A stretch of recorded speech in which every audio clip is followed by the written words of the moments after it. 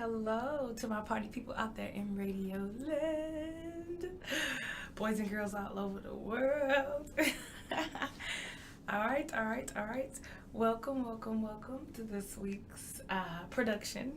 Okay, so today's topic is why you must always speak your truth. Okay, try to keep this simple, try to keep this brief. First of all, you are not yourself. Oh my gosh, who am I? Right? You say, well, I'm the person in the mirror. Not exactly, right? So, as we learn in science, genetics, right, basics, you are a combination of all of the people who came before you, right? So your physical traits and the genes that you have all been inherited from your ancestors, right? Your predecessors, everybody who came before you. You could even say that in a sense, you are like a culmination of every single person along your ancestral lineage, right? Of your family tree. That's pretty cool to think about, right? So that's what you are. What you don't know, or maybe you never thought about, was the fact that your personality traits probably ain't yours either. So, like I said, the textbooks tell us the physical aspect of it, but my own take on this, taking things a step further, is the fact that if we can inherit physical traits, then you can inherit personality traits as well, right? Because there's nothing new under the sun. Energy can never be destroyed or created, only transferred, right? So not only did you get, your great grandmother's, beautiful eyes, you probably inherited part of her personality too. And I think nobody talks about this, not even in the scientific world, which is weird because, I don't know, it's pretty intuitive to me. So, for example, just think of Ella Baker, the civil rights icon, right? She was like the backbone of the civil rights movement. We hear a lot about MLK, but there are a lot of women who did a lot too that they don't really get the credit that they deserve. So Ella Baker, right? Nonstop, diehard social activist. She was known for her stubbornness, right? And her resolve and her persistence, right? She didn't take no. Obviously, we wouldn't be where we are today without her personality, her perseverance, her stubbornness, quote unquote. Well, she was the granddaughter of a slave who was beaten for refusing to marry the man that her master chose for her. So think about that, right? That same two generations, right? Those same genes that made her look like her grandmother also made her behave like her grandma, right? So it's interesting to think about, right? That same sense of resolve, that same sense of stubbornness, that same sense of self-worth and purpose helped us evolve, right, as a society. So that's just my small little example. I'm sure you have more of your own, but just keep that in mind. Okay, so also you might be destined to speak on somebody else's behalf, right? It could be someone born, unborn, living, or dead. So it's interesting to think about that too. Like when people say, well, I'm doing this for the kids, I'm doing this for, you really don't know who you're supposed to say it for. You don't know who's supposed to hear what you're saying, who's supposed to overhear what you're saying. That's happened to me a bunch of times. Or who is supposed to be inspired or even just encouraged, right? Not even on a grand level, like speaking to crowds. It could be as simple as you're speaking up in a work situation, right? That happened to me before. It was like, this ain't right, and the people who had been there before me had just been tolerating it. And so for them, it was just kind of what they did. And so I got there and I was like, no, this is not what's up. Like, this is not cool. And so little did I know, of course, I left that situation because it was ridiculous. But the fact that I had the courage to stand up gave other people the courage to speak out. And it even encouraged some people to leave, which they should have done a long time ago. And they knew that, and they said that. I found out after I was gone, right? And it was like, yeah, I guess, I just needed to hear the stuff that you said. And it wasn't that I was some, amazing oracle or anything like that. It was just they already knew it from the jump, right? It was stuff that they already knew, and that's how it goes with signs and with listening to yourself. So basically, I was the catalyst for them listening to their own intuition, their own selves. I didn't make them quit. They already wanted to do it anyway, right? Nobody can make you do something you don't already want to do. So, and I was long gone. So it's interesting to think about that.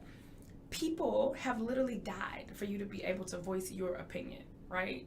So just think about that. Just think about America, even like we can go 40, 50, 60 years ago. We all know that. But what people don't know is like even 80 years ago, 100 years ago, you didn't get to wear all these bright colors, right? Everybody wore black. You didn't get to express yourself. You didn't get to just say what you liked and didn't like, or, you know, you had one store that you shopped at that had everything, right? Whether the food and the produce was fresh, like you did not voice your opinion. And that's just across the board, ethnicities. That was American society in general. Like some countries are still living in this type of situation, but you don't, it's not just like you get to complain or to dissent from the standard opinions or ways of doing things. So that's something to keep in mind too. Also, you might have to set the precedent, you know, for people coming after you. So I know I said maybe you're speaking for people who are, you know, not alive, or maybe they're babies, or you might be the pioneer for things, right? It may be in your destiny to be the first person to go ahead, right, and voice something, and then everybody else is gonna get on, you know what I'm saying, onto that. So somebody gotta go first. And a lot of times you realize that everybody's thinking the same thing. People feel the same way, right? They just don't have the courage. So you should always speak what comes to you. And I mean, everything is about intent, right? So as long as your intent is positive and is constructive and not destructive, then you have a right, right? It is your duty to speak your heart, right? Okay. Think about it like this. If you don't speak your unique truth, then who will? Don't you think about it? Who gonna speak for you? Who gonna say it? Like, what do you like? I don't know, right? Nobody else has had your specific life experiences, right? Trials, triumphs, all of that, ups and downs. Nobody perceives life as you do. So if you've been listening to these recordings, you know that we talked about humans and their eyes and how we only see a fraction of what really exists, right? We don't see all the colors. We don't see emotions. We don't see spirits, and, you know, things that do exist. We don't see energy that other animals do, right? So that being said, everybody perceives reality differently. So you need to verbalize your reality, right? That's how you change the world. That's how you bring forth change, because there may be things that you can see or you've experienced, or just your unique perspective, your perspective that nobody else has, right? So we take this for granted. We assume that people see things that we don't. And think about people who wear glasses, contact lenses, like you would never know. Like they're like, oh, I can't see that, but you can, and vice versa. So last reason why you must always speak your truth is that the truth never disappears, right? It never goes away. Remember what I just said? Energy, it can't be destroyed, right, or created. Again, going back to another podcast, I talked about dreams, right? How they never go away, how babies dream and everybody dreams, and that's energy, right? Everything is energy, even thoughts. So truth is the same way. It ain't gonna go away, right? It could be directed in along another avenue, and that's not good, because it usually is misdirected, right? It's going to come out eventually, right? That's just how it works. From my own experience, I've been in, you know, those type of situations where it's like, again, going back to work environment, you know, trying to be PC or, you know, cordial or professional, whatever they calling it these days, where you don't say what you really want to say but really needs to be said. Yeah, that. And just being like, oh, I'm just gonna let it go. That's what we say. I'm just gonna let it go. No. Everything is not meant to be let go, right? If it's something that you really think is destructive, write it out, right? Work out, dance, go throw something, and you will know if it's was like, okay, it's better left unsaid. Because the energy will dissipate. It'll leave you. But if you go to sleep with that on your mind, you wake up, right? If you seeing this person or being in these circumstances just make you want to say the same thing over and over and over again, and you've been doing other constructive things in order to dissipate that energy, then it's meant for you to say that, right? It's meant for you to say it. Your job is just to make sure that your intent is pure. That's all, right? Because it's going to come out anyway.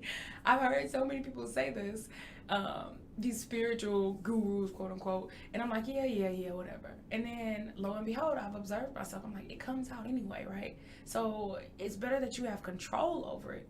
If your kid is doing something wrong, right, and you're like, well, I don't want to be a bad parent, it's better that you nip it in the bud and have control over it, when you can be calm, than to just snap and be like, you've never cleaned your room the right way. I've never liked this, or I never liked your pasta, right? Yeah, that's when things get ugly. So that's all I wanted to say for this week. Thank you for listening. Don't forget, always speak your truth. It's all about intent, right? If you didn't intend it to be offensive, then that energy does not fall back on you.